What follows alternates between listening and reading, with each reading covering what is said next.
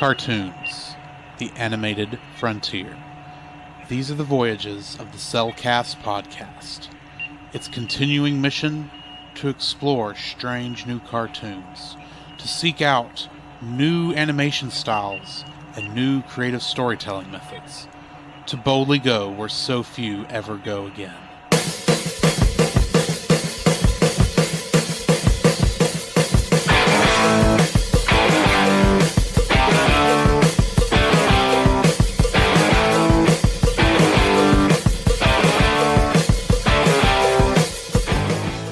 Welcome to another episode of the Cellcast.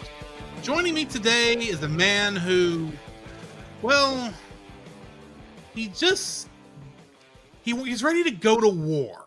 Welcome, Jacob. Bring it on, man. Wait, what am I fighting for? A girl? Yeah. Wrong movie. Wrong movie. Exactly, wrong movie. Why, thank you. Let me introduce our co-host, a man who just wants to party and lounge around like a raccoon dog. Welcome, Drew. What can I say? I like to be comfortable. That is true. That is so true. How are you doing today, Jacob? Man, I'm doing well, minus getting scared out of my wits this morning, but that was fun. That was funny. Good? Yeah, good. Great job, Patrick. Just saying. Revenge is sweet. Just saying. And it's a dish best served cold. Exactly. So how have you been doing? And it's very cold in February. That is true. Especially if it's like this year. No. Don't want that again. No snow. I'm doing good. It's just been a normal kind of a week, so outside of being very tired after Saturday night. Good night, yes. We'll get to that in a minute. We will. So I guess go ahead and jump into it. What have you been watching? All right, so I'm continuing through watching the original series MacGyver, and that is a really good series. There again, like I said in previous episodes, MacGyver season 1 is kind of a mixed bag. It's so good storytelling. You just don't know really where MacGyver's from. You just know he's a guy who can do anything. Basically, he can solve a problem through anything. And in the second season, you get more of like, he's part of the Phoenix Foundation. He's got Pete, who's his boss / buddy. And it's just a really good series. Really, really good series. I'm enjoying it. And I really need to pick up season 3 now. So other than that, I am going to get internet in November. Starting in November. Slow clap. Thank you. I'm here all night. It is November, so you got 4 weeks. I got 4 weeks. So that is the plan. We will get internet in November. But other than that, that is all I've been watching, minus The Promise. Yes, we did go to see The Promise with our singles group. Yes. And it's about a 4-hour drive from here. Roughly. If you're wondering where that's it's in Glen Rose, Texas. Yeah. For us, that's a 3 to 4 hour drive. 4-hour drive from here. And then driving. Okay, so if you're going by the night trip, which was more direct, yes, but ironically also technically farther because of how far up we had to go, and then back down, it's about 4 hours. Thank you, Buc-ee's. That was not my decision. I have nothing against Buc-ee's. Buc-ee's is great. Buc-ee's is great. The problem is there ain't a Buc-ee's directly between here and there. No, because you literally go your way to get to Buc-ee's. There might be. There might be. Because remember, there was that one we saw the sign for on 45. Right. That was probably just a little bit north of where we would have gotten onto 45 if we'd taken the exact same road back. That is true. But we didn't do that. No, we didn't. Because I didn't want to try anything when I was in the middle of the night. Right. But anyway. So yeah, we went to The Promise, which if you don't know what The Promise is, it's the life, death, and resurrection of Jesus Christ. And it's done very well. In a musical. I've seen it probably like 6 times already. This was my 3rd. Yeah. Really good show. If you want to go see it, go check it out. This was the last performance we went to. And they'll be doing like a special in December, I believe. Yeah, but we'll have to miss it. Yeah. Because that weekend is already too busy. That is true. That is so true. For us. Yes. So they'll start back, I think in October? No. No, in August. It's like August. Yeah, August of next year. So go check them out. Yeah. It's Glen Rose, The Promise. Just Google Promise at Glen Rose. You'll find it. You'll find it. It's worth it. If it feels like you're driving into the middle of nowhere, there's a good reason for that. You kind of are. You're driving, but it's over there by Dinosaur Valley State Park. So if you want to go look at the fossils, place to go, which is really cool. And then look at the dinosaur footprints. Been there. See the statue of Littlefoot's mom. That's technically inaccurate because that dinosaur never existed. True. In actuality. True. Poor Littlefoot. He never existed. Oh, ow. That just brings out a lot of really... Yeah, we've already reviewed that movie. We've already reviewed it. So go check out that episode. So, yes. That pleasant episode I just brought up. Yeah, ouch. So, yes, and then we got back, at like 3:30 in the morning? 3 o'clock in the morning. 3 o'clock. On Sunday. When I laid down in my bed. Mm-hmm. But from my understanding, you couldn't go to bed immediately. No, because we apparently... I don't know how I missed this, because we are not far from each other. Yeah, we're 2 buildings apart. Right. And I guess I just didn't look over at the yard in front of your building at that time of night. Right. Because I was more worried about, I need to get to bed before I fall asleep in the middle of the yard. That would have been interesting to wake up to and be like, Drew, why are you sleeping in the yard? What's going on? Dude, the crazy thing is, you had parked and were walking towards your building. I know this because I saw you when I was getting the ice chest out of the back of my truck. I saw you too. Yeah. And so you would have just seen me fall over. Yes, I would have, and I ran to your assistance. Yes, and all it'd be would just be laying there going,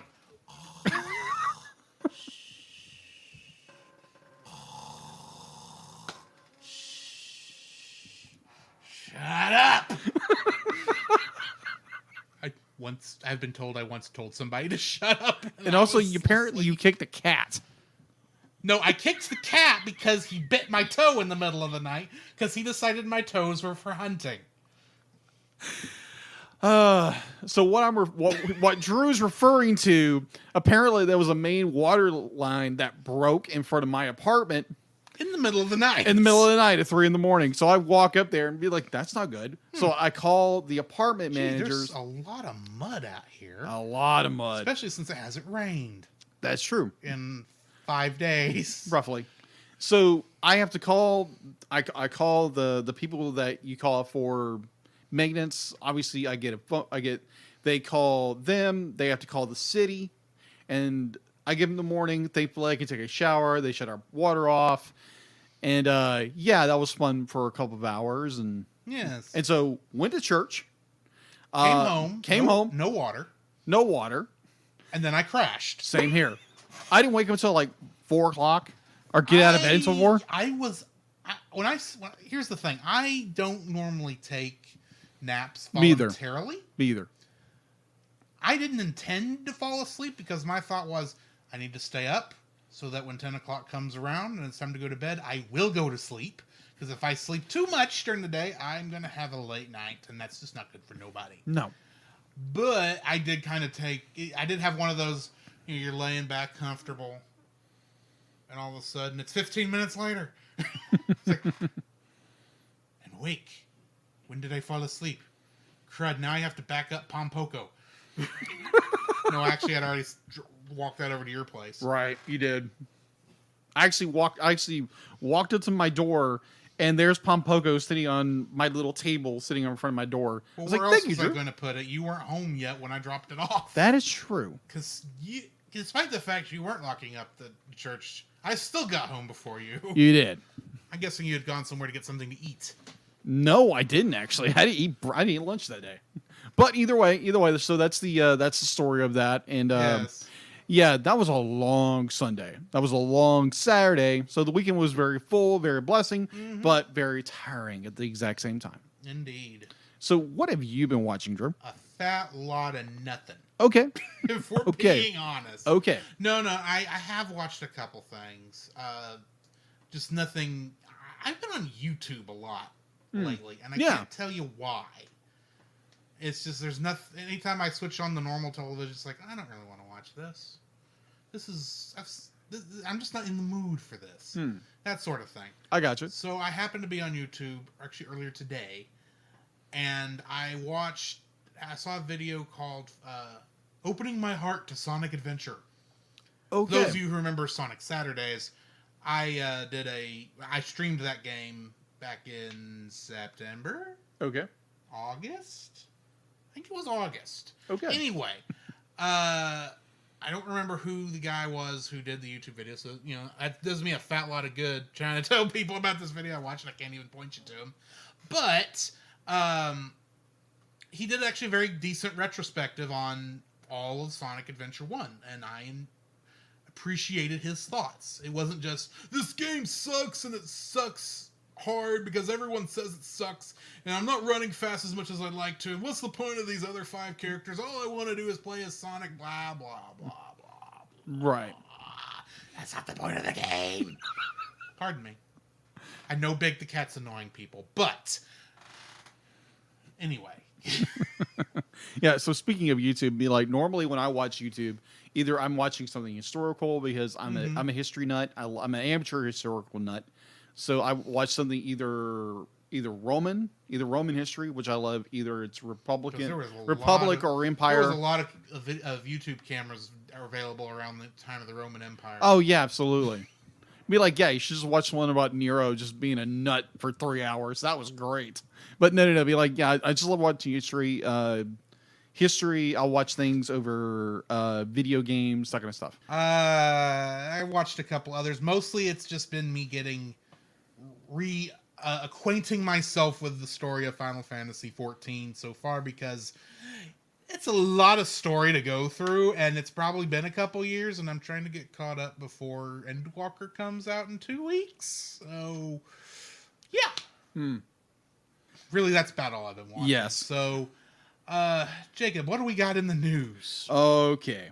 So, last week, for those listeners and those watchers, last week, basically, there was no news to be told, right? Until Wednesday. And then everything dropped. Like, yeah. couldn't you have dropped this on Monday instead of Wednesday? At least. I understand why you would put in the middle of up. it. Exactly. All right, so going into the news, and there's quite a bit of news. Let's say I've got 4 articles of news. All right, so as most of us, we've reported that Illumination is doing the new Mario movie for Nintendo. Yes. And Super so, Mario Brothers. This is the closest we've got to a name so far. Yeah. And so Chris Pratt is doing the lead voice for Mario. So it's me. You know that Mario was Japanese in origin, right? He's not Italian, he's Japanese? Yeah. Because Mario was his last name. Yeah. You know what his first name is? Plumber? It's me. Serious? It's me, Mario. I'm joking here. I know that. I was like, where are you going with this? It's me, Mario. I saw this on a meme. Moving on. This joke died. All right, so Chris Pratt, as everyone knows, he's from Parks and Rec, Guardians of the Galaxy, Jurassic World. And so now he will be playing a very orange cat. As you can tell right over here. Wow. Just put him to sleep. Oh, okay. That sounded bad. So apparently he'll be taking over the vocal performance of Jim Davis's famous feline Garfield for the new animation feature from Alcon Entertainment. We don't have a release date at all. This was just released, so yeah. So Chris Pratt is now playing Mario and Garfield. That's gonna be such a weird connection. Agreed. Completely agreed. So, moving forward. Iconic events. Okay, so we did a reaction to this film earlier this year. The Mitchells vs. the Machines. Yes. If you want to go listen to that reaction, you can go find that episode on your favorite podcast directory, or you can watch it on YouTube. So, like everybody knows. Or you can go back far enough in Facebook and find it. Exactly. Or, because everyone knows it didn't get released to theaters because due to COVID, but finally it's being released to theaters starting on November 21st. November 20th and 21st. So it's a limited release. So if you finally going to watch what the whole big deal of the movie, which was intended to be released in theaters, is see that enormous Furby in all its glory. Go check it out if you want to, and let us know what you think. I don't know. I might go see it. I don't know. It just depends on where it's released. I'm not gonna get in a hurry. Okay. All right. There might be other limited edition things I'd prefer seeing. All right. So one of the big ones that had been rumored going around for quite some time was this movie Lightyear from Pixar, which is a predecessor to the creation of Buzz Lightyear. It would be the movie that the toy in Toy Story would be based on. Based on. So it's more like a realistic take. The reimagining of that. Anyway. All right, so a brand new live action trailer and official imagery has launched from Disney and Pixar for the animation feature Lightyear, which will blast off in the theaters June 7th, 2022, which will introduce the legendary Space Ranger who would win the generation of fans, also known as Buzz Lightyear. He's also being voiced by Chris Evans from Captain America. Which is good choice. Good choice. I would agree. It's just more how is that going to is he going to do more his Cap voice with a little bit of Tim Allen, or what is it? It'll be interesting. I kind of want him to have a little bit of Tim Allen-ish things. Yeah. Because if this is how it's going to work, then that means that Tim Allen was the toy knockoff voice they chose for the toy. Or at least the closest replica they could do was a Tim Allen voice. Right. So I kind of want there to be some amount of... I don't want an exact recreation of the Buzz Lightyear toy, because that wouldn't make much sense. No, because this is an actual character. That's like similar. Exactly.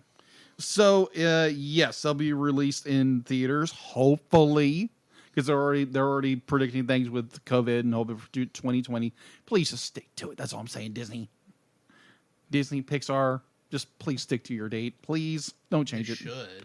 Yeah, just keep it. Thank you. I see no reason why they would change it at this point. Yeah, well, they've had a tendency of just throwing Pixar films into Disney Plus. Yeah, but that was after they said all our films are coming to theaters first now. That is true. That is so true. Before that, so that is true. So either way, it's coming. Where was that? June 17th, 2022. So go, get forward to look forward to that. Comment down below what you thought of the trailer, and lastly, which I was super excited about. All right, Netflix unleashed the power-packed trailer for Masters of the Universe Revelation Part 2. The thrilling conclusion to the epic animated Mattel series. This obviously is He-Man Masters of the Universe, the continuation from Part 1, which was really good. I know a lot of people didn't like it. I know some people who loved it. I was in the camp that I loved this thing. It was great storytelling. There again, if you have not watched it, don't listen to people's opinions about it. Just go watch it. To me, it was really good. I enjoyed the stories, enjoyed the characters, where they were going, and a lot of revelations were being told, which was really good. Mm-hmm. So, yeah, go watch it. Have your own opinion. Be objective about it, and just watch it. So, always go form your opinion first, then check out the opinions of others. Exactly. So you have your own opinion. Including us. Exactly. About this film, too. All right, so it'll be released November 22nd. It'll be released in 5 episodes, because I believe the first one was 8 episodes, 8 or 9. So it's gonna be a lot shorter. So yeah, I'm looking forward to it. I know a lot of people are criticizing it already, saying it's a bait and switch, like they said with the first one, the first part. So either way, go watch it November. Have your own opinions and discuss it. And now, granted, if you're someone like Drew, who really doesn't have a connection with Masters of the Universe like I do, I ain't going to be in a big hurry. Exactly. I may not watch it at all. I'm not being mean. I just may not go watch it at all because there's too much to watch as it is. That is true. But they were. I mean, they did just release the trailer for Book of Fett coming out at the end of the year. So yeah, I saw that. And Hawkeye's coming out. So my streaming plate is full. That is true. So, what did you think about the book of? It's gonna be good. That's what I thought. Unfortunately, now you're spoiled for the end of Mandalorian. Thanks. That is your own stinking fault. I completely agree. I ain't talking about because you didn't have internet. Mm-hmm. I'm talking about because in January last year, New Year's Eve, me and Chase and Little Joseph, as we have to call him to separate him from Big Joseph, right, watched the entire season in one night. Wow. You were invited. I Guess agree. what you didn't do? That is true. You did not come. I agree. That was my own fault. You loser. Okay, I admit it. Either way, it's your own fault that you know Boba Fett's already at the end of Mandalorian. Yes, I'm aware of this. There's another thing, but I'm not going to tell him that. Thank you. Nice. Thank you.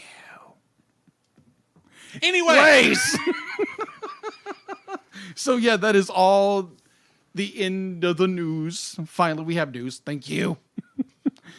All right, so that's all the end of the news.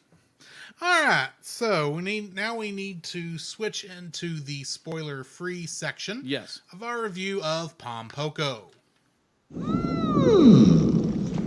I wanted to throw something in here different for this movie than we normally do because Pom Poko is based on a lot of Japanese folklore. Yes. Japanese thoughts and ways of going about things are entirely different from us Americans. Yeah. So while I do believe that this is meant to be a children's movie, yeah, it's culturally it's different cultures. I can't suggest kids go and watch it from over here because you have to explain of pouches. Of pouches. Yes. Because this movie deals with what they call tanukis. Mm-hmm. We think of them as raccoons, but the word over there specifically is tanuki. Mm-hmm. And male tanukis are known for in folklore, their transformation abilities, which are powered by their pouches. If you take with that what you will. That's as far as I want to go into talking about that. Yes. Although it may come up here in a little bit when we get into the things. But if you are wanting to use this as a movie to help to expose your children to more culturally diverse methods, you may want to watch it first because you're gonna have they do not shy away from some of the main things about these tanukis. That is true. And that's the easiest way I can talk about that without spoiling what's coming. That is true. Other than that, I actually really enjoy this movie. Okay. It's a fun little, it's a kind of a documentary war story kind of a thing. I agree. That I highly appreciated how it was done. It's got a bit of an environmental message, but it doesn't hit you over the head with it. And it's based on actual locations and technically some actual events, even though the events didn't happen exactly this way. But it is based on, it is based on real things. So, and it's based on folklore. So, I mean, it's an interesting movie. It's very well done. Mm-hmm. There's just some things that from the point of view of a American, I kind of wish they hadn't done. But I also don't know how you get around it. So do with that what you will. Exactly. What are your thoughts?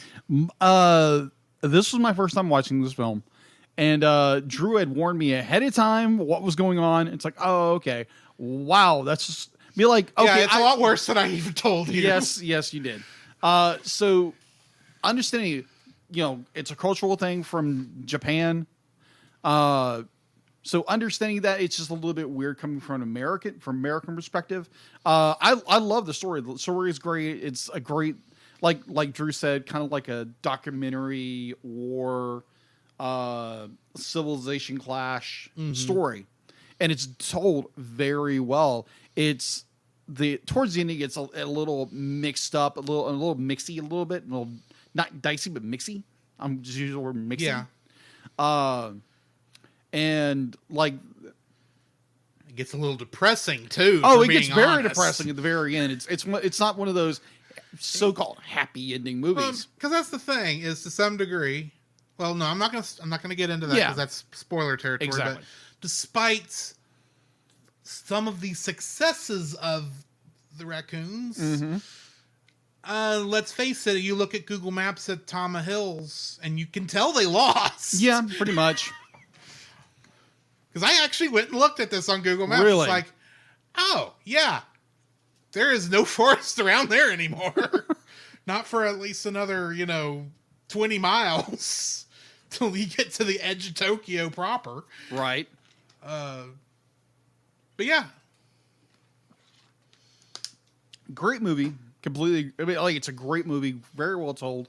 Animation-wise, very well done. Definitely Studio Ghibli, knocks out of the park animation-wise like they normally do. Mm-hmm. Story-wise, would I recommend it to small children? No, I wouldn't.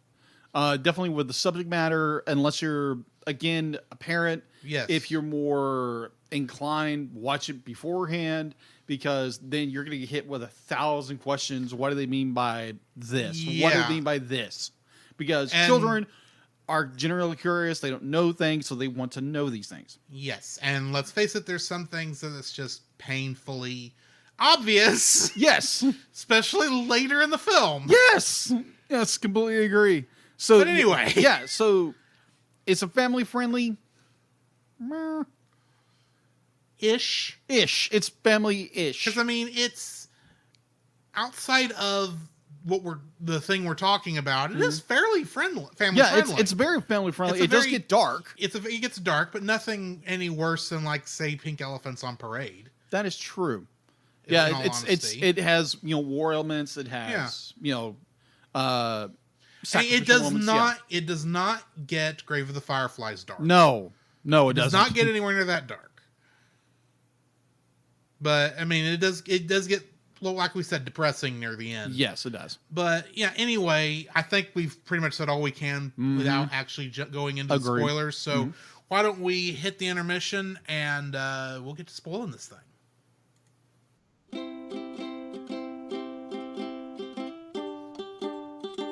Don't forget that you can download. Don't forget that you can.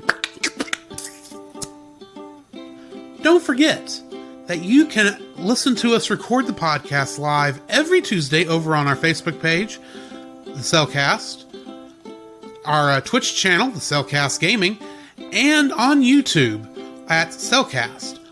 Also, don't forget to join our Patreon if you would like to support us monetarily. At $1, you'll get our everlasting thanks. At our $5 tier, you can get some artwork from Jacob. And on our $10 tier, you can get bloopers for every episode we've released that I've remembered to release them for.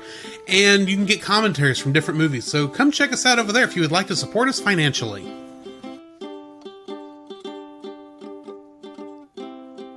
Every other week, join the Retro Rewind Pod as they travel back 15 or more years along the entertainment space-time continuum in their mission to review movies and games, establishing what is still worth your time today. Expect fun banter and trivial insights from Francisco and Paul, the Master Interrupter Powers, and rotating guest hosts who are all out of time.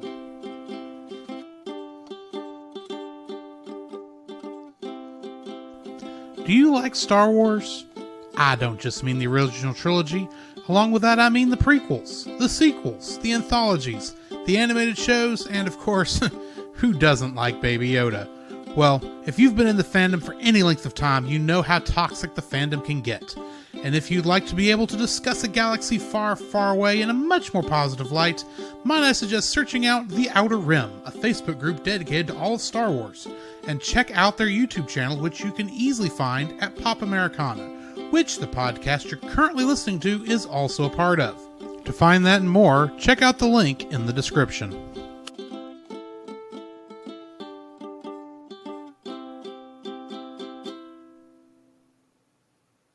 The following is a spoiler-filled review for the movie Pom Poko. Listener discretion is advised. And of course, I just thought of something after I hit all that I know is not in here, but I need to look it up right quick. Okay. Yoink. Over here. Open another tab. Pom Poko. I think I saw it on the Ghibli wiki. Ghibli, whatever. All right. Pom Poko, or as it's known in Japanese, Heisei Tanuki Gassen Pom Poko, which literally means Heisei era raccoon dog war Pom Poko. Makes sense. Yeah. What? Was directed by Isao Takahata, who also directed Grave of the Fireflies and Only Yesterday. Wow. Such good choices. Mm-hmm. And I don't mean that they are bad, it's just we didn't like them. Nope. Believe it or not, this is actually based on an idea by Hayao Miyazaki. Really? It was apparently his concept. Huh. Okay. Interesting.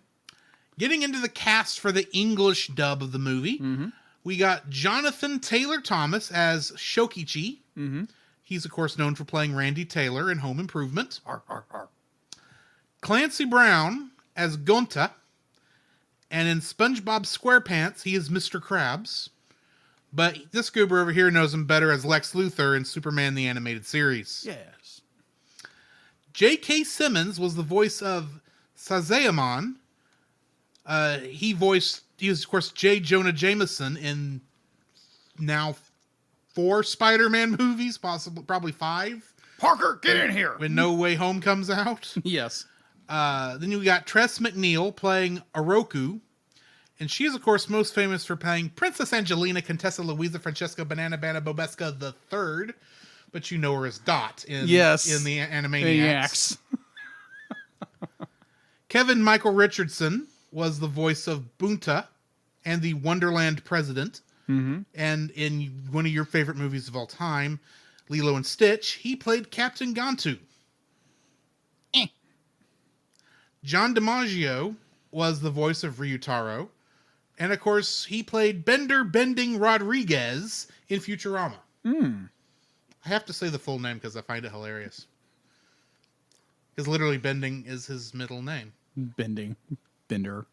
Yeah. Andrei Stojka was the voice of Osho. And in The Emperor's New Groove, he played Topo. Wrong letter! Brian Posehn played Hayashi. And in the movie Surf's Up, he played a character named Glenn Maverick. That's a movie I have not seen yet. That's the surfing penguin movie. I know that. It is interesting. We'll say. We'll review it Eventually. Wally Kurth was the voice of Tamasaburo. And in the daytime soap opera Days of Our Lives, he played a character named Justin Kyriakis. Huh. Okay. Olivia Dabo played Koharu. And in Star Wars The Clone Wars, she played Luminara Unduli. The Force is strong with this one. Brian George was the voice of Kincho and Hage. And in Batman The Killing Joke, he played Alfred. Jess Harnell was the voice of Gyobu. And he played one of the actual Warner Brothers, Wacko, in Animaniacs. Oh. David Oliver Cohen was the voice of Ponkachi, and he's played Kip Lonergan in the soap opera As the World Turns. A lot of soap operas today. Yeah. Gillian Bowen was the voice of Kyo, and she played Lori in King of the Hill, that cartoon that you probably never watched. Nope. The Texas anime. Yes. Texas anime. That's what I've heard it called, because apparently Japan loves it. Okay. They have the same problem we sometimes have with anime. They say the English version is better than the Japanese dub. Okay. That's just a weird thought process. That is a very isn't weird it? process. Russie Taylor was the voice of Otama. And of course, she played Huey, Dewey, Louie, and Webby in DuckTales. Woo! Mark Donato played Sasuke, and in something called Degrassi: The Next Generation, he played Derek Haig. Okay. I don't even know what that is, other than I think it's a Canadian Saved by the Bell ripoff. Okay. I think. Last but not least, Maurice LaMarche was the voice of the narrator, and he is most known, at least to me, for playing the Brain in Pinky and the Brain. Are you pondering what I'm pondering, Jacob? No, Brain. I don't know what you're talking about. That's not how this joke goes. But let's move on. Kingdom Hearts connections. Allison Stoner, who was additional voices in Pom Poko, is also the voice of Kairi and Xion in Kingdom Hearts after Hayden Panettiere left the games. John DiMaggio, who was Ryutaro, is the voice of one of the zombies in the Pirates of the Caribbean level, apparently named Jacoby. Okay. Jonathan Taylor Thomas, who was Shokichi, is the voice of young Simba in Kingdom Hearts 2 via archived audio. Huh. You'll have to find out once we ever get back to those games when we get there. How that was handled.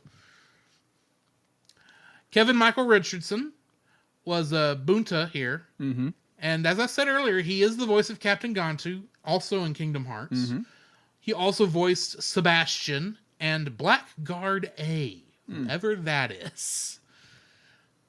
Tress MacNeille, who was the voice of Oroku here, in Kingdom Hearts, it also voices Chip, the Queen of Hearts, Merryweather, Daisy Duck, and Kanga. Brian George, who was the voice of Kincho and Hage, is the voice of Captain Hector Barbosa in Kingdom Hearts. Arr. Jeff Bennett, who has additional voices here, is also the voice of Merlin, Large Beagle Boy, Small Beagle Boy, Geppetto, Mr. Smee, Bashful, Lumiere, Beryl, and the Mayor of Halloween Town in Kingdom Hearts. Jess Harnell, who's Gyobu here, is Dr. Finkelstein and Locke in Kingdom Hearts. Audrey Wasilewski was additional voices here, and Turk in Kingdom Hearts. Russie Taylor, who was Otama here, was Huey, Dewey, Louie, Fairy Godmother, and Fauna, and of course, Queen Minnie Mouse in Kingdom Hearts. Oh, boy. And that's the end of... Well, let me rephrase. That's not all the Kingdom Hearts connections. That's where I stopped, because the list was getting longer than the cast list. Wow. So, Josh, I wouldn't say it's the most connections ever. I think we had one that was a bit longer. Yeah. Because the entire voice cast reprised their roles in that one. But this is, I'd say, the most where it's not the same movie being shown in Kingdom Hearts. I gotcha. So, what do we got in info and stuff? All right, so info and stuff. If you want to watch Pom Poko, you can go to HBO Max if you're a subscriber there. On IMDb, it has a 7.3 out of 10. Production was obviously Studio Ghibli. It was distributed by Toho in Japan. In America, it was originally released by Walt Disney Studio Home Entertainment and then later by G-Kids. Mm-hmm.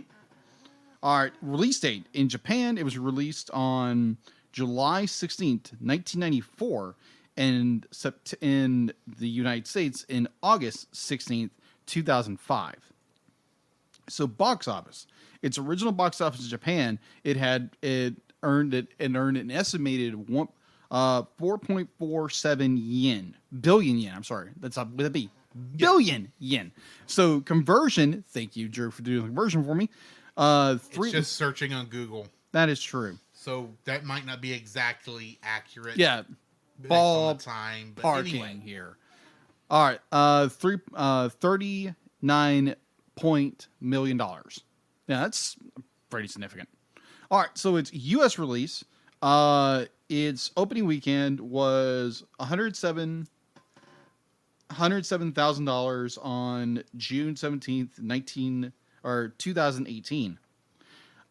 Its U.S. Canadian gross was $372,000.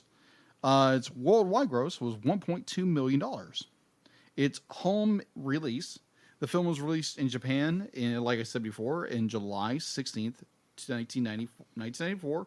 It was released on DVD on August, released here in the United States on, like I said before, on August 16th, 2005, in North America from the Walt Disney Studios Home Entertainment, along with My Neighbors the Yatsuwas. Am I saying that right? Was what now? My Neighbors the Yamadas. I knew I was going to say that wrong. I apologize. We'll figure it out later in the month. Yeah, we'll work on it. It's a movie coming up. Yeah. It was released. It was also released in the UK. A year later, released the Blu-ray of it in 2015. G-Kids reissued the film on DVD and Blu-ray on February 6th, 2018, under a new title with Studio Ghibli. So that's all the info stuff I have. There's no sequel to this film. So, yeah, that's all the info stuff we have. Getting into the summary. The story begins in the late 1960s Japan. A group of tanuki are threatened by a gigantic suburban development project called New Tama in the Tama Hills on the outskirts of Tokyo. The development is cutting into their forest habitat and dividing their land. The story resumes in early 1990s Japan during the early years of the Heisei era. With limited living space and food decreasing every year, the tanuki begin fighting amongst themselves for the diminishing resources. But at the urging of the matriarch Oroku, they decide to unify to stop the development. Several tanuki lead the resistance, including the aggressive chief Gonta, the old guru Sazayamon, the wise woman Oroku, and the young and resourceful Shokuchi. Using their illusion skills, which they must relearn after having forgotten them, they stage a number of diversions, including industrial sabotage. They attack, injure, and even kill people, frightening construction workers into quitting, but most workers immediately replace them. In desperation, the tanuki send out messengers to help from various legendary elders from other regions. After several years, one of the messengers returns, bringing a trio of elders from the distant island of Shikoku, where development is not a problem and the tanuki are still worshipped. In an effort to reestablishing respect for the supernatural, the group stages a massive ghost parade to make the humans think the town is haunted. The strain of massive illusion kills one of the elders and his spirit is lifted up in a raigo, and the effort seems wasted when the owner of a nearby theme park takes credit for the parade, claiming it was a publicity stunt. With the setback, the unity of the tanuki finally fails and they break up into smaller groups, each following a different strategy. One group, led by Gonta, takes the route of eco-terrorism, holding off workers until they are wiped out in a pitched battle with the police, and finally fused into the form of a Tsurube Otoshi, I probably said that wrong, killed, blocking the path of an oncoming Deko Tora. Can you tell I got this off of Wikipedia, people? Another group desperately attempts to gain media attention through television appearances to plead their case against the habitat's destruction. One of the elders becomes senile and starts a Buddhist dancing cult among the tanuki who are unable to transform, eventually sailing away with them in a ship that takes them to their deaths. While the other elder investigates joining the human world as the last of the transforming kitsune, or foxes, have already done. When all else fails, in a last act of defiance, the remaining tanuki stage a grand illusion, temporarily transforming the urbanized land back into its pristine state to remind everyone of what had been lost. Finally, with their strength exhausted, the tanuki most trained in illusion follow the example of the kitsune. They blend into human society one by one, abandoning those who cannot transform, while the media appeal comes too late to stop the construction. The public responds sympathetically to the tanuki, pushing the developers to set aside some areas as parks. However, the parks are too small to accommodate all the non-transforming tanuki. Some try to survive there, dodging traffic to rummage through the human scraps for food, while others disperse farther out to the countryside to compete with the tanuki who are already there. One day, Shokuchi, who also joined the human world, is coming home from work when he sees a non-transformed tanuki leap into a gap in a wall. Shokuchi crawls into the gap and follows the path, which leads to a grassy clearing where some of his former companions are gathering. He joyfully transforms back into a tanuki to join them. Shokichi's friend, Ponkichi, addresses the viewer, asking humans to be more considerate of tanuki and other animals less endowed with transformation skills, and not to destroy their living space. As the view pulls out and away, their surroundings are revealed as a golf course within the subterranean sprawl. So, the trivia for this one that I got is purely related around all of the Japanese references that obviously we as Americans did not get. Okay, but I had to look it up as I was curious. So first off, the name, Pom Poko. Okay. You want to take a wild guess as to what a Pom Poko is?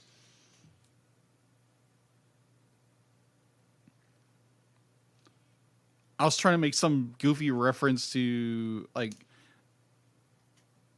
tennis? Pom Poko.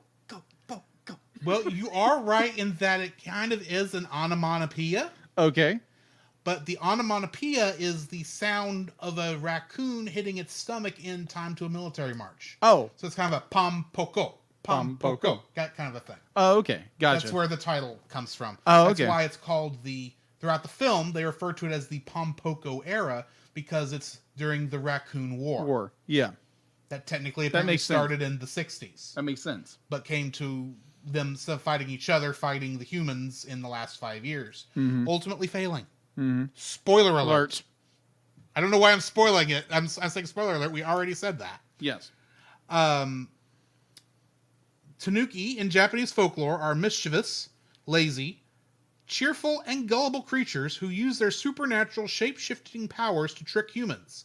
It is often said that a tanuki would put a leaf on top of their head and chant in order to change its form into anything. For example, a monk.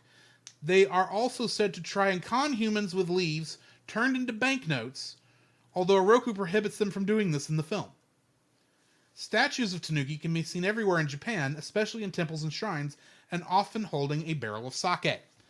The tanuki statue that they transform into when they're talking to the news crew is an example of that. Oh, in fact, okay. that's a very good example of that. Okay. And also, if you remember, they did, at one point when they were learning how to transform, one of them did ask, don't you have to use a leaf for this? Yeah. And she said, only if you're not trained very well, or something like that. Yeah.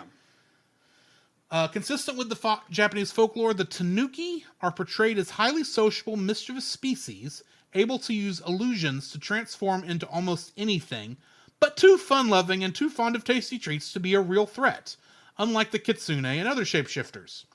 Visually, the tanuki in the film are depicted in 3 ways at various times: as realistic animals, as anthropomorphic animals, while occasionally wearing clothes, and as cartoony figures based on the manga of Shigeru Sugiura, of whom Takahata was a great fan of. I was wondering about that.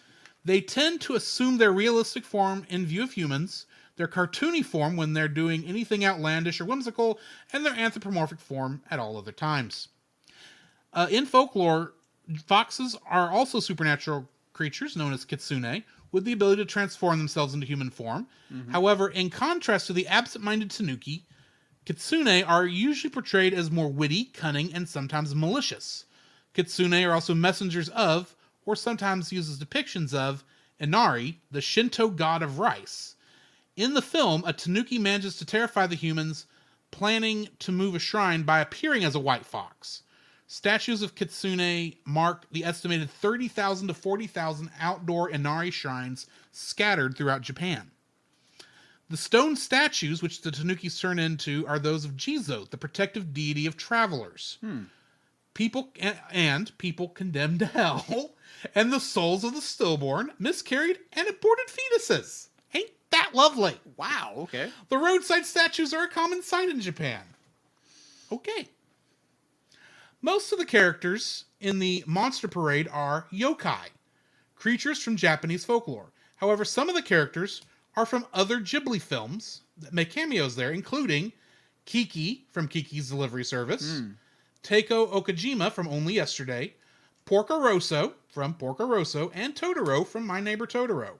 Among the yokai references in the film include a retelling of a story called The Mujina of the Akasaka Road, which features a nopera bo, a woman with no face.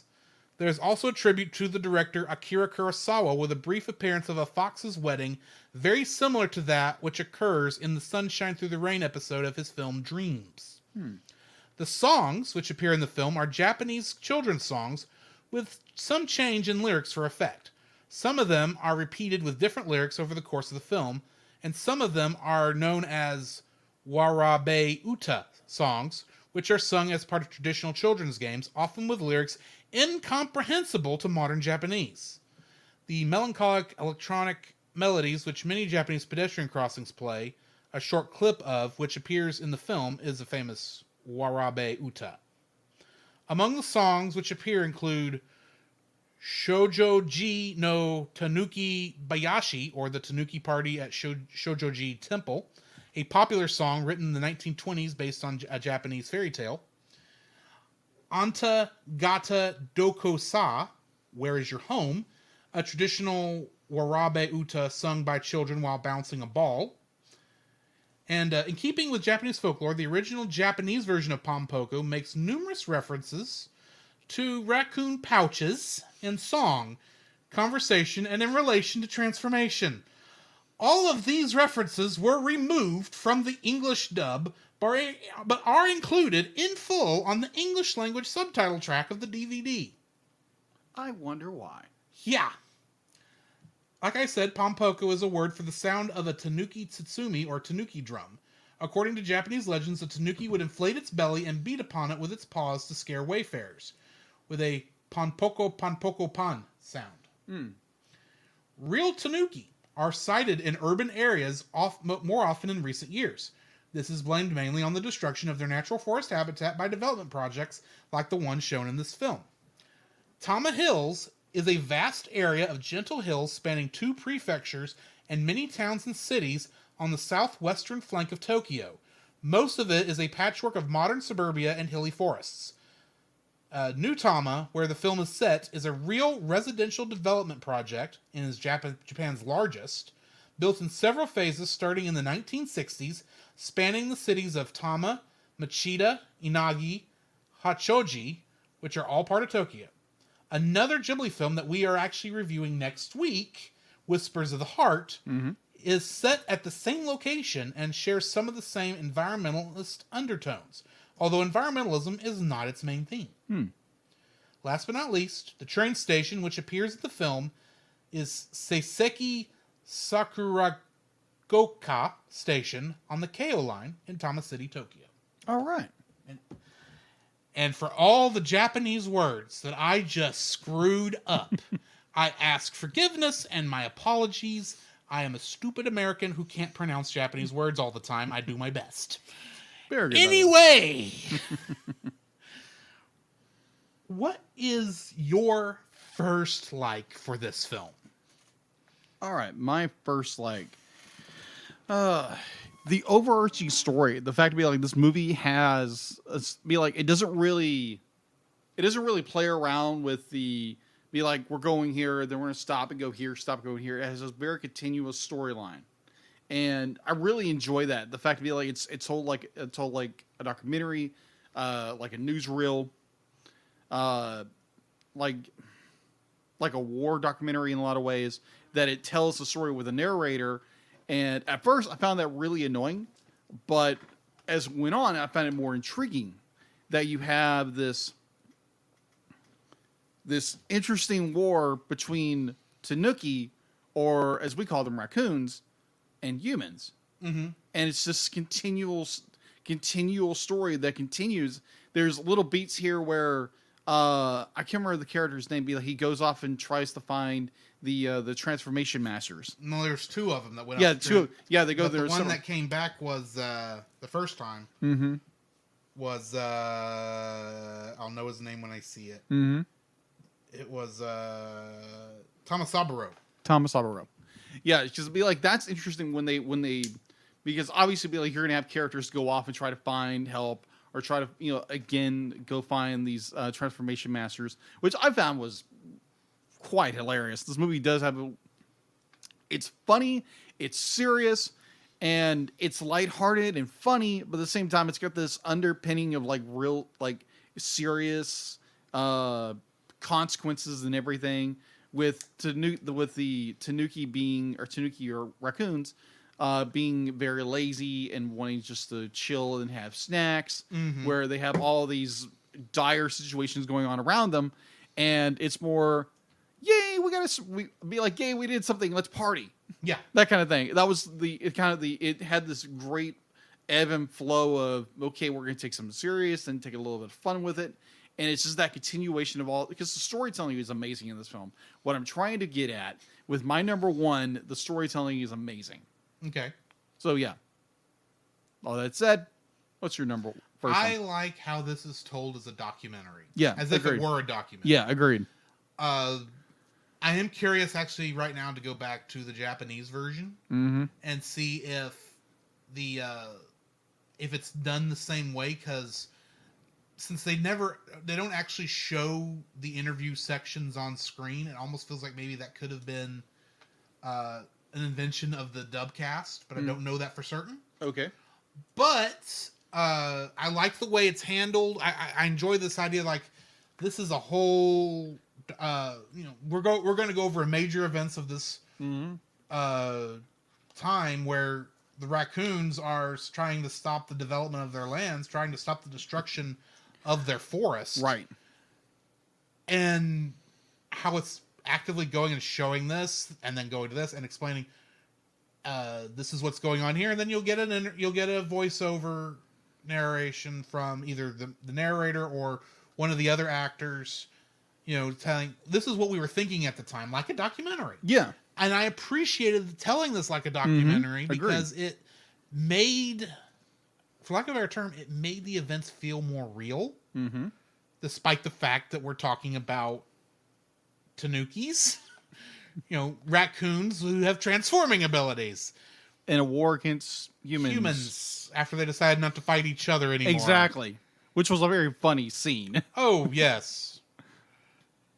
But I enjoyed all the entire thing, where it shows you from different points of view. There's not a central main character outside of, in reality, Shokichi, which you don't realize really until the very end, other than he's, he plays a very prominent role, and of course he's the representative really of the youngest group of tanukis there. Yeah. But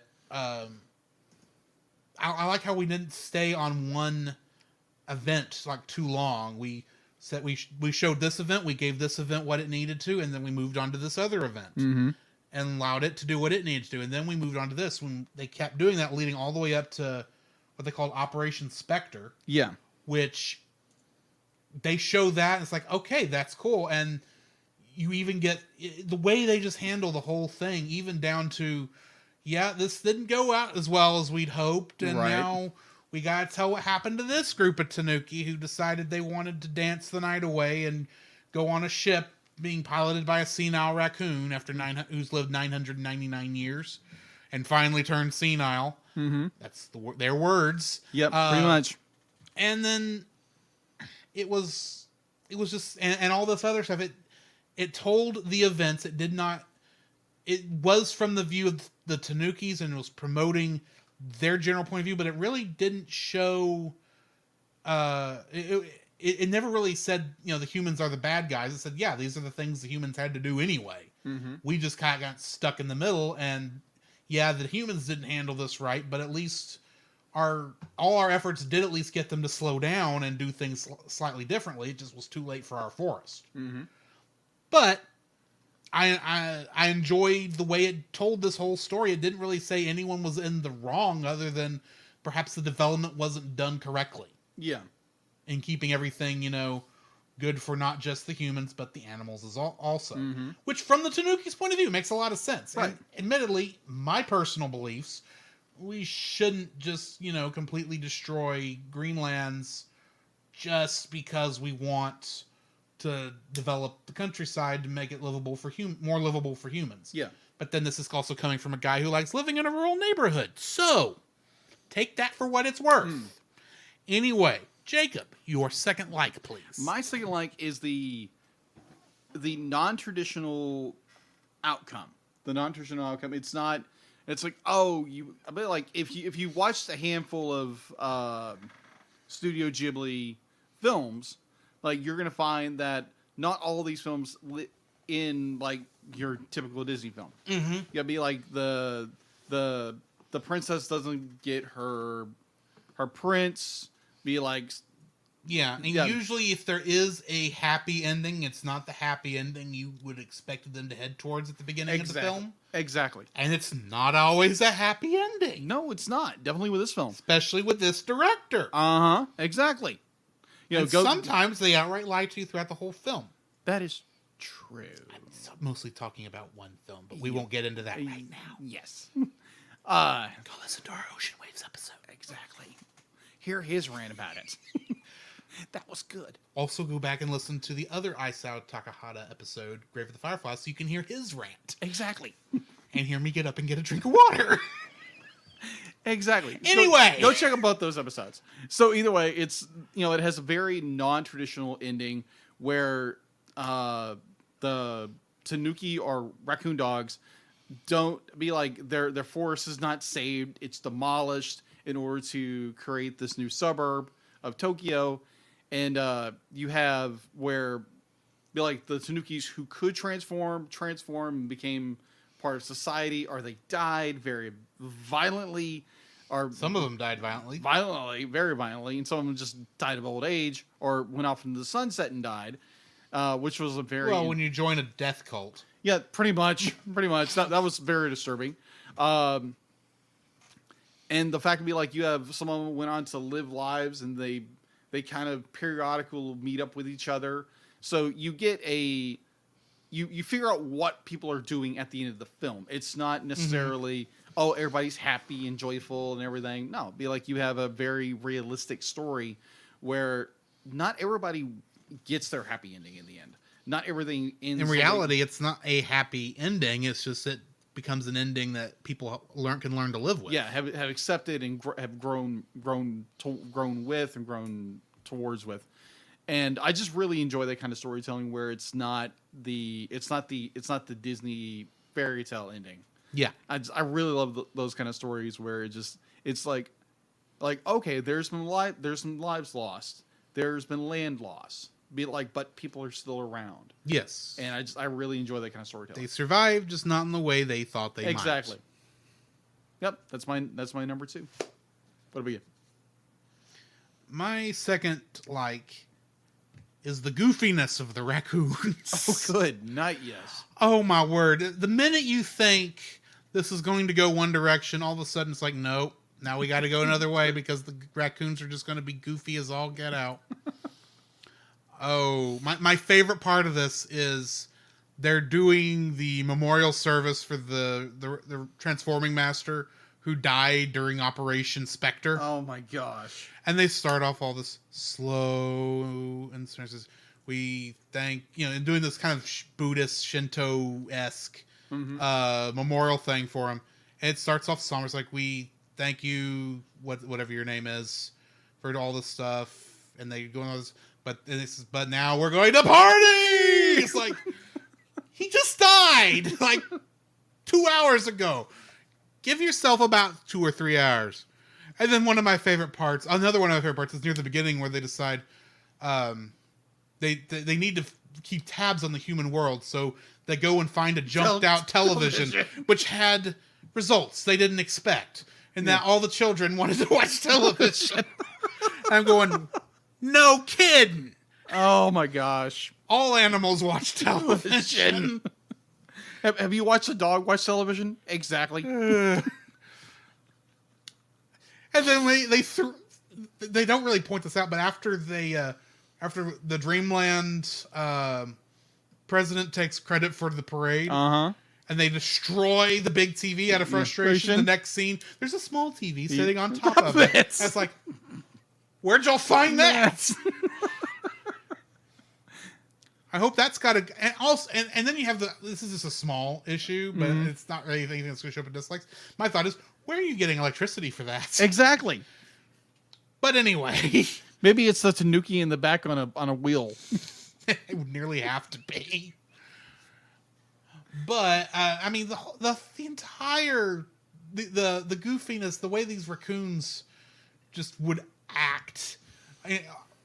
Another good one is when they say, after a whole year of fending off mating in order to keep the population at bay, but by the second year it was a no hold.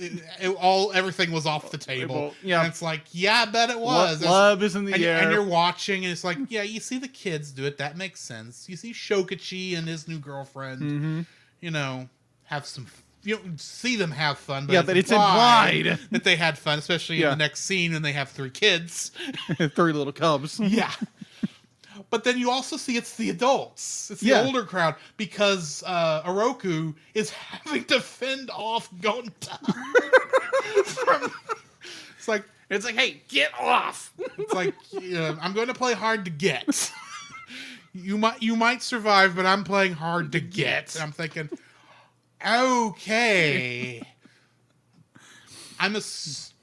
Anyway, I'm assuming they're not as old as they want me to think they are. Yeah, well, they're adults, but they're not adults. Yeah.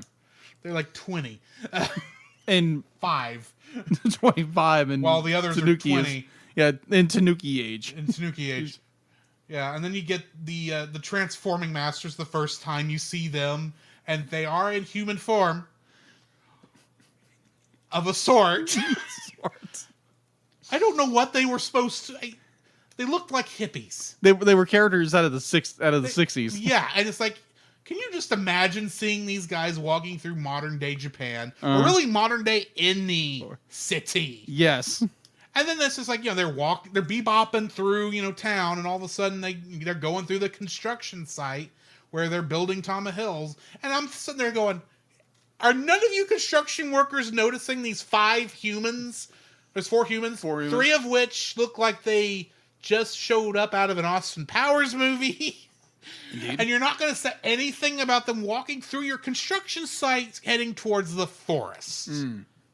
What the crap is going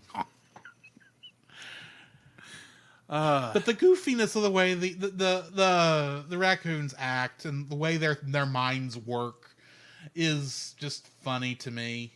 And yeah, that's why it's my second like. Anytime this film started to get dark, one of the raccoons would do something, and it's like, and I'm back into enjoying myself, because even though this is a very dark scene where the old Tanuki transformation master who has the obvious mustache, yes, even in Tanuki form, is been brought in by the Kitsune and his 5 foxes ladies. And obviously a cabaret. I'm assuming cabaret, since this is 90s. Right. I'm not going... There are other things it could be. I'm going cabaret. Yeah, let's go cabaret. It's a dance club. They're just a little friendly. Yeah. And it's like, oh yes, they're foxes. And I'm thinking, yeah, they're foxes. They don't even have to transform for me to know they're foxes. They're very foxy ladies.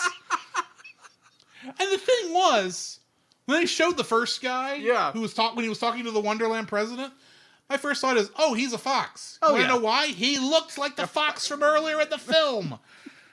But he wasn't the same guy. He was still in his human face, but he had this long head with the very high-pitched eyes. Mm-hmm. It's like, you're a fox, aren't you? Are you working for Wonderland, or are you going to really confuse them? Oh, you're going to confuse them. Now, you do know what Wonderland is generally a copyright-free version of, when referred to in Japan, right? Disney World? It is Walt Disney World. Okay. That means, for a time, Walt Disney released a film where they called it Wonderland because they couldn't call it Disney in the original version. Yes. Even though it's supposed to be Disney. So I'm guessing... Well, that couldn't have been Walt, because this was the 90s, so... Was that supposed to be Michael Eisner? I'd presume. It would have to be.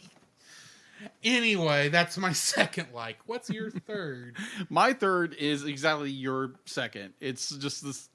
You have this tonal shift. You have scenes that are so, like, intense and dark, and then like Drew said, a Tanuki does something goofy, Yes. silly, like says something, just busting the laughter about something. It has this very nice tone to where it takes itself seriously, and then it goes off the walls crazy with how these Tanukis act. The only part of the film that really holds that somberness throughout the whole scene is when the dancing cult gets on the ship and goes absolutely. out down the river. And it's like, yeah, that's a very depressing scene. You really can't do anything that's going to lighten that mood a little. No, you can't. And until the next scene, it's like you immediately lighten the mood. It's like, okay. Exactly. Yeah, it holds that balance of be like, okay, we're gonna tell you a really really dark story, a really dark portion, and then we're gonna bring you back to more comedic side. Yeah. So it doesn't keep you like Gray with the Fire of Lies. Gray with the Fire of Lies we've reviewed. Where that one just, drags you through the mud for 2 hours. Yes. Or in my case, I get really, really mad. So yeah, it'd be like it has this very nice. It's not one of these like extremely juxtapositions where it be like it's real serious and keeps going, and then automatically it pumps the brakes and does something stupid or silly just to be funny. It transitions very well into from serious to comedy, serious to comedy, and I just love that transition. That again, storytelling in this movie where it gives you just enough of the seriousness and the sadness of what the situation's going on, and then you have the silliness and the quirkiness of the Tanuki or the raccoons. Mm-hmm. So that's my number 3. My third are all the interesting transformations we see throughout this film. Oh, yeah. Oh. Some of them are not quite as good, but some of them are like, okay, that transition was good. Yeah, agreed. Especially the ones where it's the group transformations, where each Tanuki is taking on a part of whatever the creature they're transforming into. Yeah. But how they creatively use those transformations is really one of the things I enjoy. Like when Shokaji and his girlfriend do that transform into those 2 little star children. Yeah. And scare the living daylights out of those construction workers.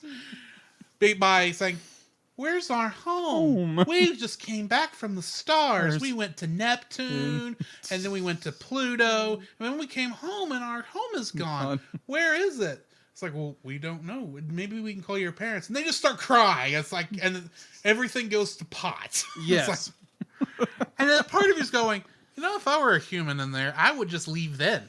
Yeah. I'd find a payphone in the developed part of Tokyo, call the boss that says, "You're on your own, buddy." Yeah. I ain't waiting for you to show up here so you can try to talk me out of it. I've had enough.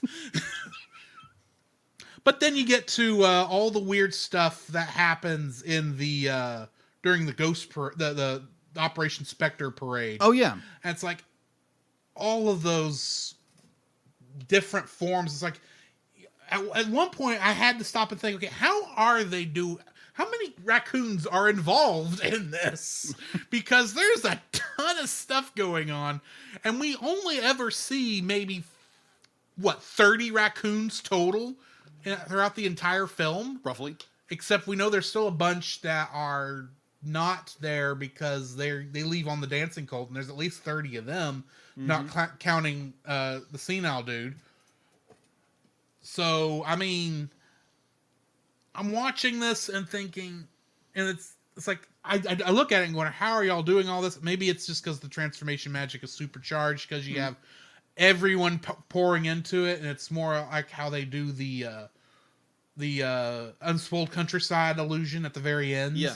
Where they're not really transforming into it, they're transforming everything else into it, and maybe that's what it is. But I just find it interesting that despite the fact they were scaring all these construction workers throughout the whole film, you get to Operation Spectre and you get to the normal people. And they're all like, oh, cool, it's a parade. Look, isn't this all amazing? And you get a couple people who are scared, and then you get the drunks. One of them, obviously Bender, John DiMaggio, because he's doing his Bender voice. And it's like, and he's like drunk out of his gourd. He says, "Yeah, I saw a monster the other day." It's like, sure you did, buddy. Like you think you had a little too much. Yeah. And then like Josh is bringing up here, the faceless woman section. Oh, that was so good. Especially when he goes into the 7-Eleven. Yes. Or whatever that convenience store is supposed to be. And it's like you going, did she look like? And then you do the thing to make their face disappear like this, and then he just screams and runs out of there. It's like, it's ridiculous. Well, tell I can just imagine how scared that guy is. Oh, yeah. By continuing to run into these same specters over and over again. Mm-hmm. But at the same time, it's like, I'm laughing my head off because I'm on the side of the Tanukis as a viewer. Right. And it's like, oh yeah, but this guy's just trying to have a normal day. Exactly. He's just trying to do his job, and they're scaring the living daylights out of him. Yeah. Because anyway, they're trying to prevent their home from being destroyed, so they're doing everything they can, and it's being Tanuki, so they're going to be funny and goofy and weird, and specters and ghosts, and it works. Don't get me wrong, at least from a storytelling point of view. Yeah. But you have to imagine this whole movie takes place, or the bulk of the movie, I should say, takes place over 5 years. Yeah. So you got all these stories. So you know these people had to move to town having seen the news. Oh yeah. Of especially the one where you could actually see the raccoons pushing the front loader over the cliff. And you're sitting there going, how did the cameras, why is nobody talking about the fact you could actually see the raccoons doing it? Not the raccoon's illusion. I'm talking about realistic drawing version of the raccoons pushing this thing over the cliff. And you could just see the workers going, we need to be done here. I'm going home. It would be one thing to face a creepy faceless woman, but actual raccoons fighting us? I think that means we're in the wrong here. I think so. Which is the end of my likes, because all those transformations, the way they did it, are just so perfect. Agreed. You already said your third, right? Yes, I did. Okay, so we need to jump into our dislikes, and if it's all right, Go for it. I am going to go ahead and get rid of the elephant in the room. Or in this case, the raccoon in the room. Yes, the large, very large raccoon in the room. Yeah. And his item that I wish was not in the movie, despite the fact I don't know how you do a movie about Tanukis and you stay relevant to the folklore and not bring up their pouches. Yeah. Look, call me a prude if you wish. I'll take it. I'm a bit of a prude. But couldn't you have found a way to handle this without showing their pouches like every 5 seconds? There's a point when you're watching this because they transform, their pouches transform too, of course. Yes. And sometimes they only transform their pouch. Yeah. And you're sitting there and you realize that they're because sometimes they'll show the Tanukis. Yeah. And they won't show the pouch down there. And they're just sitting there, and they're not supposed to be showing that it's transformed. But sometimes you're looking at it and you realize from the direction they're sitting that the thing that's in front of them has to be their pouch.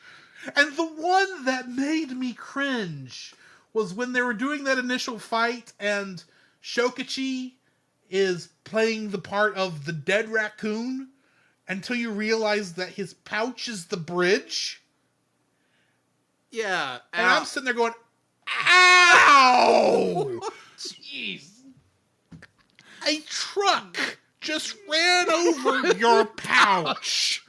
I don't care how strong it is, that's gonna hurt. Ow. Yeah, ow. So a part of it is because I have, as I think this has come up before, I get sympathetic pains. Yeah. When I see somebody hurt, or I think I see somebody hurt in a show, or I hear descriptions, I kind of get that feeling also. Mm-hmm.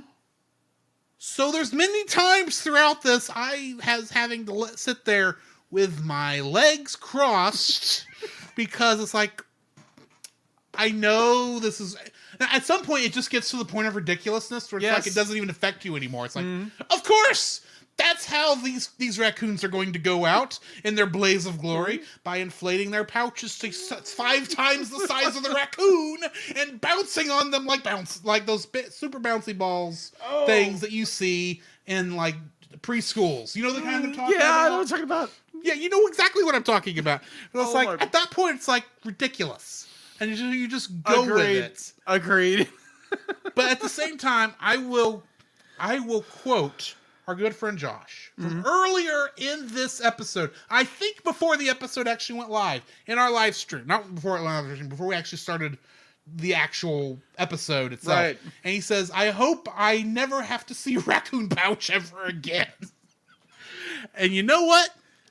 Yes, I agree with this statement. Oh my gosh. And I recognize I have no idea how you would tell a story about tanukis while you're being accurate to the folklore. Yeah. And you don't at least have to bring this up at one point. Because Yes. it is a big part of their folklore. I mean, even Animal Crossing has an allusion to it with Tom Nook. Okay. That's a rated E game. Wow. And they have an allusion to it because he's always wearing an apron. Okay. And that's all I'm going to say. It's got a pocket. Yeah. Ow. Anyway, Yeah. now that I've completely ruined Animal Crossing for all our viewers and listeners, Oh man. Man, oh man, oh man. let's move on to your first dislike. Okay, yeah. So let's get the biggest problem at this film. Now, granted, it's understanding culture. Yeah. And this is the Japanese culture. This is what they do. American culture, we're a little more sensitive about things. We are, Thank you, Puritans. yeah, we are a little more sensitive when it comes to things of a sexual nature. Exactly. The not Japanese as much culture to the is violence, not as much to the violence, but yeah, Yeah, towards in sexual nature. yes, If you know anything about Puritans, be like, yeah, that's one of their big things. That's definitely become. It was a huge thing with America for decades and decades, and but it still is in some ways. But just the idea of using the quote unquote pouch as this magical item that can transform you into anything is disturbing, definitely coming from an American perspective.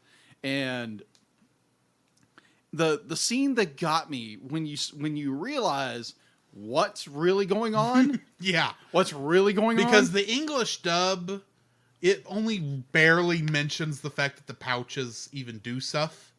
It's just you get to that scene where that's exactly what they're talking about and exactly what they're showing. Yeah. So you have to at least explain about the male pouch. Yeah, exactly. And then the rest of the time you might hear them say pouch to describe something, but they never really stay on it long enough for you to know what they're talking about unless you're paying real close attention. Yeah. Until sometimes, like I said, you're looking at something and you realize, Oh, that's what that is. That's what that is. Oh, okay. So the scene in question I'm talking about is where the elder Tanuki is talking with the younger male Tanukis, and you see them sitting on this very large red carpet. So if you watch the film already, you know what I'm talking about. That's the scene I'm referring to. Yeah, It's the one scene they really have to tell you what's Yeah, happening. exactly. It's like, you want to know the secret? You want to know this big secret? You're sitting on it. Yeah. I'm like, okay, that's utterly disturbing. Definitely being a guy. But strangely enough, many of the girl Tanukis can transform too. Yes, Despite them not having pouches. exactly. How does that work? I Don't would know. I really, really don't want to know. No. I already know more about Tanukis than I want to know. At least in the mythological sense. Yeah, my again, going back to my understanding of Tanukis, I think Tanuki suit, from Super Mario Brothers. Yes, I think that's most Americans' Exactly, understanding. experience. So now that's, you know. That's where we first heard the word Tanuki. Yeah. Was with Tanuki Mario. Yeah, and so now you know the rest of the story. Yeah, cringy a little bit. There again, that's going to be from an American perspective onto another culture, which we understand, but we don't understand all of the culture. It's not because there will be some people. It's like, well, you should know everything about all the culture because you're being insignificant. You're being disrespectful towards the culture. It's like, no, we don't know everything about everybody else's culture. Be like, yeah, we learn about it, and we respect that. And but then there's something we don't understand, we look it up. Exactly. So it's understanding culture, and okay, and understanding the culture. It's a little weird to me. The culture that culture, you're gonna respect it, but at the same time, it's like, okay, that's a little weird. Like, probably it's part of their folklore. I mean, exactly. It's like Babe and the Blue Ox around here. Mm-hmm. Except not quite, but you know what I mean. Yeah, maybe more like the jackalope. Yeah, exactly. Because some cultures might look at American culture as like, man, that's weird. Why do you do that? So it's rabbit with antlers. Yeah, rabbit with antlers. Weird, right? And supposedly it has a feather on the back end because it's also part bird. Oh. Anyways, so yeah, that's my number one of the pouches issue. Yeah, I love how we had the same thing. Oh yeah, because we both had to get it out of the way. My second dislike: the English dub does the nursery rhymes absolutely no favors. They tried so hard to have the little, the little nursery rhymes that pop up throughout the film actually still rhyme, even though it's been translated from Japanese into English. And they don't quite work. Because sometimes they start going off into these little stories about, especially the one about the hunter who kills the raccoon, and you're hearing this from one of the raccoons. Mm-hmm. They go, yeah, my dad was killed by a hunter once. And I'm going, okay, and you're still singing the song? You're a better girl. You're a better person than I am. What's your face? I can't think of her name. Shokichi's girlfriend. Yeah. Good on you. But I mean, some of the rhyming just didn't work. It was convoluted. I mean, I can see how the way the melody goes, like the main one, the Mr. Raccoon, won't you play with me somehow? No, I can't. I have to study now. I think is how it went in the English version. Mm-hmm. I can see how that might work better with Tanuki-san. Yeah. I can see how it would work better that way. I'm assuming that's what it is. I haven't listened to the Japanese version yet. But it's like, I can see how it would work better that way, but in English, it does not work.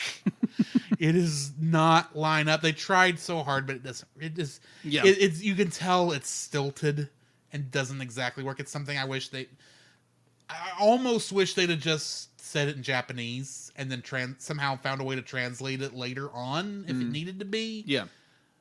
But going straight English on that translation just did not work. Yeah, but that's my number 2 dislike. What's your number 2? My number 2 is what I'm calling unresolved plot threads. Okay. Well, when I was reading the summary, because you actually brought some of this up earlier. I did.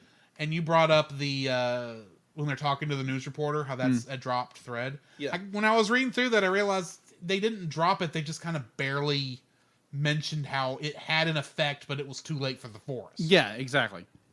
So, sorry. So they're like, yeah, it's just like, yes, it is brought up. Be like, because the ending in this movie is very sad.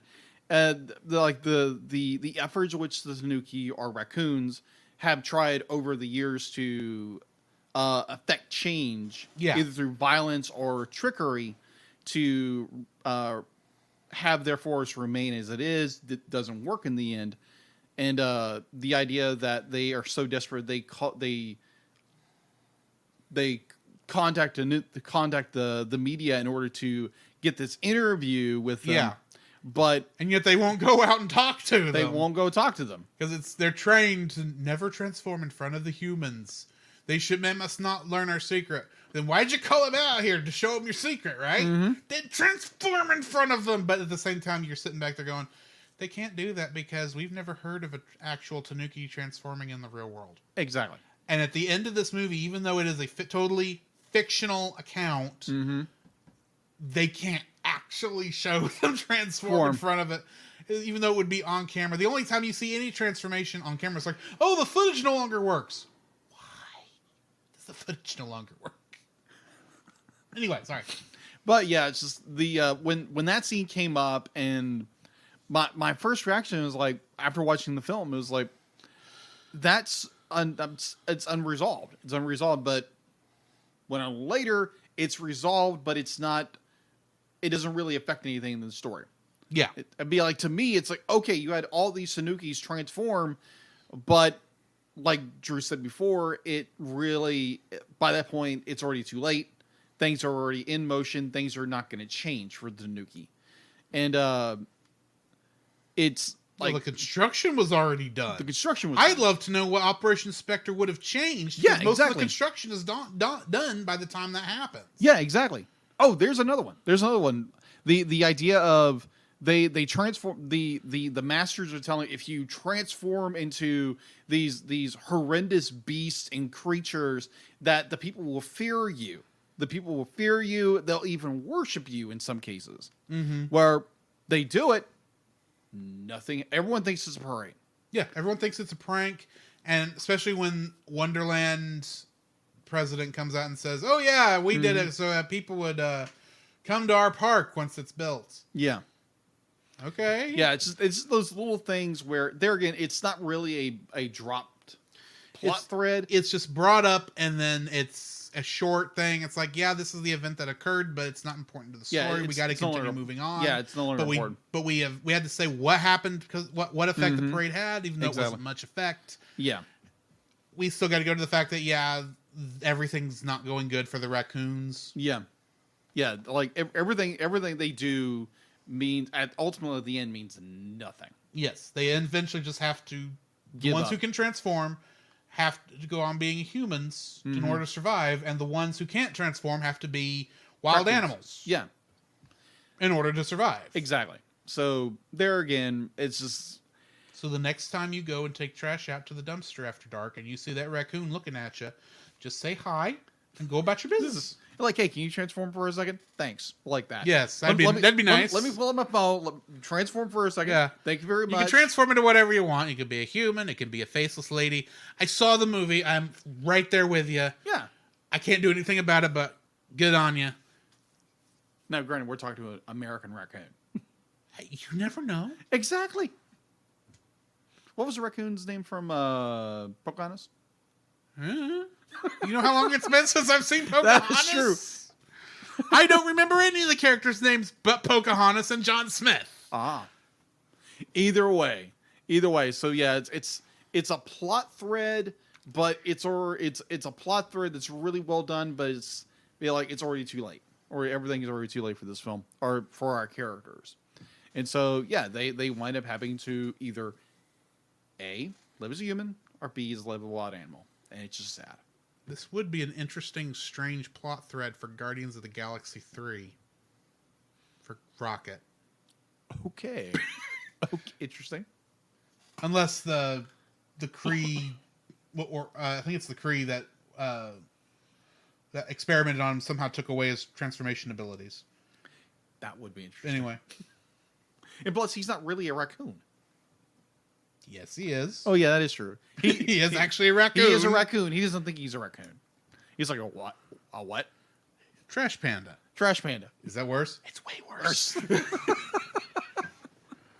Either way. So that's my second dislike. What's yours?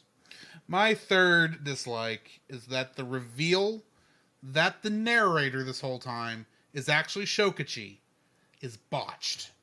Okay. That reveal happens in like one sentence. It starts off with Shokachi talking, and then it's like it merges into the narrator the whole time. And I'm sitting there going, y'all, I've seen this before, where the narrator is revealed to be a certain person throughout the film. Yeah. that you've gotten to know, and it's like, okay, that this is how his life went, and he's now just telling the story for everybody. But in this moment, it doesn't work, because I'm sitting there going, y'all botched this. How y'all handle this? There should have been a better way to transition between the word. It's like you had like a whole like 2 or 3 sentences that were, Shokachi / narrator's lines that they could have spread this out over. Yeah. And they get it all done in the first sentence. And it's like, y'all could have handled that better. Y'all could handle that a lot better. But yeah. Yeah. Also hearing Randy from Home Improvement turning into the brain is really weird. Or Simba. Oh. Hearing Simba turn into the brain, it's like, you're wrecking my mind. I thought that was kind of weird. I'd be like, like you're saying there, like maybe I didn't catch it watching it. I was like, what in the world just happened? Yeah. That makes more sense now. It still makes it almost beyond sounds bizarre. like they messed up. Yeah, it does. That's the way what I was it's thinking. handled. Yeah. But they didn't. It's just they handled the transition wrong to tell you, oh, the narrator this whole time has been Shokaji. Mm-hmm.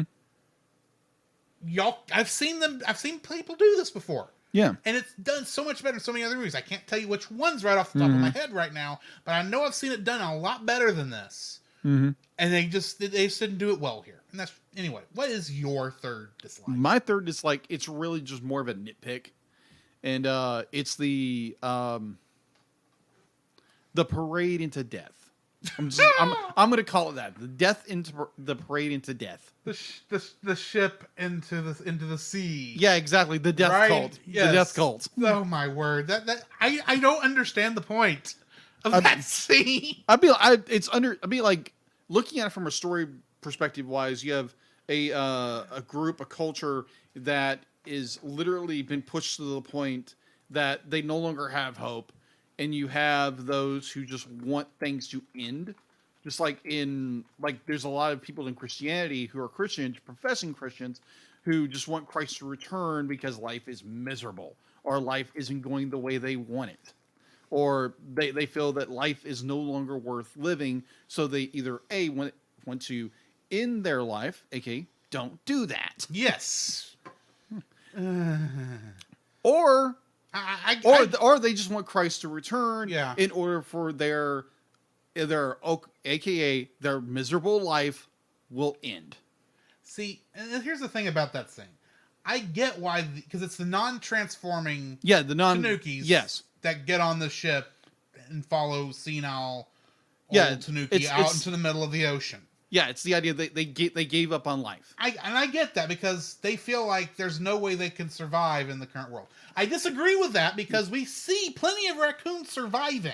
Yes. That can't transform at the end of this movie. And plus, we live in East Texas. Raccoons thrive around here. Have you seen about a trash can? Yeah. The raccoons will be fine. They don't have to give up on life and get on a ship and travel out into the middle of Tokyo Bay to somehow disappear. And Exactly. So to be like, it was very depressing to see that. Is that be like they literally gave up on life? Yes. Because they saw no hope in life, so they followed their crazed master into the afterlife. So there again, if you are struggling with depression, like we always be like, talk to somebody. Either call the suicide hotline. Call them. Call if you're a confessed Christian like we are. Talk to your pastor. Pray about it. Talk to a fellow believer about it. Don't be silent about it. Talk to people about it, because we don't want you to go through with that. Because I've known people who have done it. Many people have. If nothing else, go listen to the Victims and Villains podcast. That is all about that sort of thing. Yeah, exactly. Talk to and get involved with that community. Yeah, that's my opinion there. And also, if it's really bad, there is the National Suicide Prevention Hotline. Yeah. Give that a call. Yeah. Do not let yourself get in a situation where you feel that's the only thing you can do. There's always a way. There's always a way out. So that's just our advice in that. So with my third dislike is very much how the characters just give up. Yeah. The characters give up on life and go out just partying on this barge with their crazy master to the afterlife. And it's really sad. It's really sad that you just give up on life. It's just really sad seeing characters give up on life so easily. And you see towards the end of the film, raccoons who cannot transform are living a life, maybe not the comfortable life they were living, but they are thriving. So yeah, don't give up on life. That's all I'm saying. As I'm praying and begging you, if you are struggling with that, please contact somebody. Okay. So, we have reached the end of the review. We Yes. need to rate this thing. Yes. Jacob, what is your rating? My For rating. Pom Poko. Pom Poko. I am giving it an 8.5. Bill, I really enjoyed the film. It's really strong story-wise. You have this nice balance of light and dark storytelling. You have compelling characters, cultural things standing between the two cultures, American and the Japanese culture. Definitely with the folklore, with the pouches. Mm-hmm. With all that said, definitely with the riding off in the sunset scene, which really disturbed me. Yeah. I'd be like, it's still a stellar film. It's really well done. Again, it's Studio Ghibli. And even though I'm not a fan of two of his previous works. Isao Takahata? Yeah. What he said. I'm assuming I'm saying it right. Yeah. Hopefully he's saying it right. If we are saying it wrong, we apologize. Indeed. So yeah, be like 8.5. I find this movie incredibly well done. I'll probably watch in the future. I'm not going to go like some films. I've got to watch that as soon as I get done with this. Mm-hmm. It's one of those films to be like, I'll probably watch maybe like every once in a while. every once in a while. Not Something every fun. year, but every once in a not while. every year. It's not a Back to the Future for me. Yes. So yeah, 8.5. Drew, I'm giving it an 8. It's a Okay. very well-made film. Most of the dislikes I brought up are just nitpicks for the most part, with one exception, and I think you know which one. understood. But even that one, for the most part, while you're in while you're in the midst of the story, while you're in the flow, it doesn't really mess with me too much. So yeah, I'm giving it an 8 because it's kind of just this cool little documentary about a raccoon war in the middle of suburbia Tokyo, Japan. Yeah. In the 90s. Who knew that there was a raccoon war in the 90s in Japan? Exactly. I missed that in the news. Apparently, a lot of people did. Yeah. Which brings us to the end of this episode. Yes. Last week, I brought up a trivia question that I hoped that anybody would have commented on in our trivia question. And yeah, nobody did. So I'm going to go ahead and give you all the answers. Go for it. There were 2 answers to this question. All right. The question was, what was released on November 5th, 2004 that is generally considered the last major production in the U.S. using blank prior to the video game Cuphead? I'm going to give you one last shot at this. First off, what is the thing that stopped being used with this thing prior to Cuphead? Do you even know what Cuphead is? Yeah, it's a video game. Okay. It's done with traditional cell animation. Ding! That's the word I'm coming up for. Cell animation. Yeah. So let me reread this question with that answer there. What was released on November 5th, 2004 that's generally considered the last major production in the U.S. using cell animation prior to the video game Cuphead? And I'm going to give you one other hint, because I actually gave everybody a hint in the post. Ed and Eddie. Yes, a specific episode of Ed, and Eddie at the end of season 4. Okay. I have no idea. They were the last production, and this was actually considered the original season finale. I can't remember the name of the episode right now because that was last week. And I never had to double check my answer. And I didn't think about it till just now.